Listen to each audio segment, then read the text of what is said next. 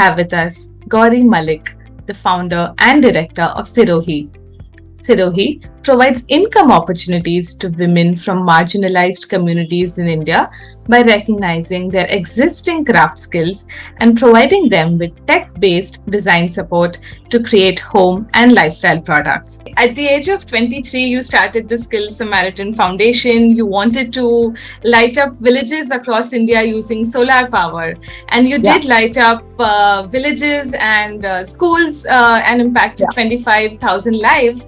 But eventually, when you charged a small fee to the locals, you found that they began defaulting a few months down the line.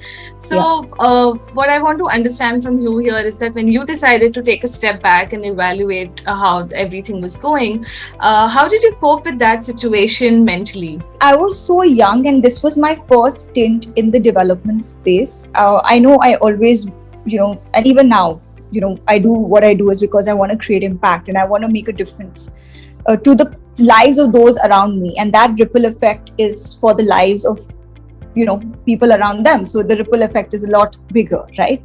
And then I realized that if I'm trying to make a difference to somebody's life and I want to help them, and I wanted it to be a business model. I don't believe in charity. I do feel that if you are healthy, you are mentally fit physically as well, then why can you not use your physical or mental ability to be able to earn money for yourself, and that's when I realized that unfortunately in India there is a section of people that leverage the fact that they're poor to get free things, and I think that backlash is something that I understood very early on as an entrepreneur, especially a social entrepreneur, because I realized that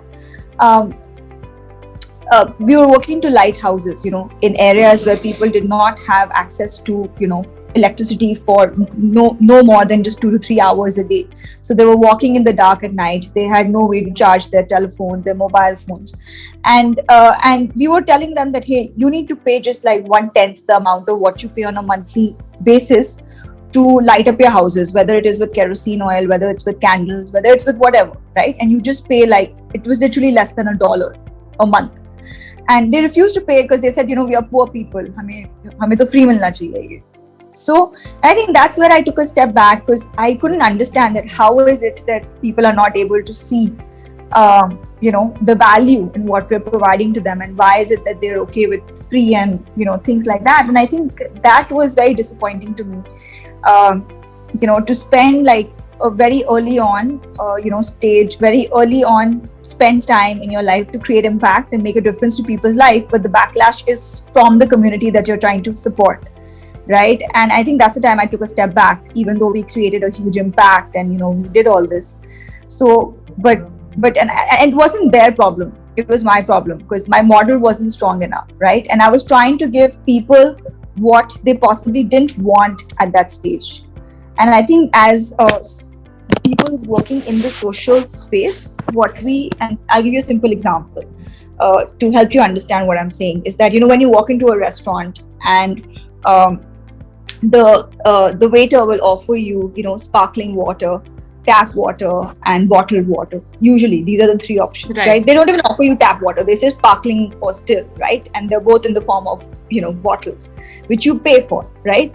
But as somebody who's educated, I don't want to pay, those extra few dollars or, rupees for bottled water. I know that I'm okay with tap water, right? So I can ask for tap water. Similarly, when you go to villages and you say that, hey, you look around and say that, oh, they don't have electricity or they don't have water. You think that, oh, this is what they need, without asking these people, right? But if they knew that, hey, these people are here to support us and help us change our lives, maybe they might say that, hey, why don't you give us access to jobs?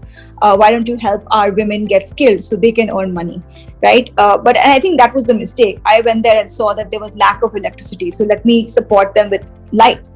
But that's not what they needed. They needed access to jobs and earn more money. They were happy to pay for their own light, whether it was 100 or 500 rupees.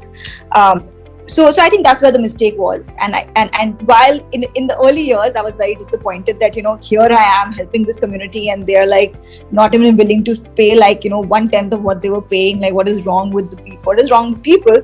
But I think that thinking flipped much later in life when I understood that we were giving them something they didn't want.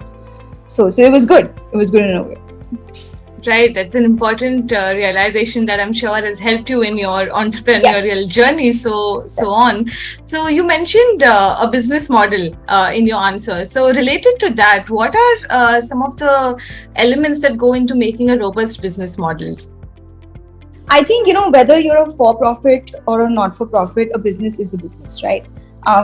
I honestly am from the Banya community. So I've seen businesses. My dad was a businessman all my life. So I think, to me, having a business is only successful when you're able to scale it, right? And it totally depends on, what your ambition is and where you're planning to take it.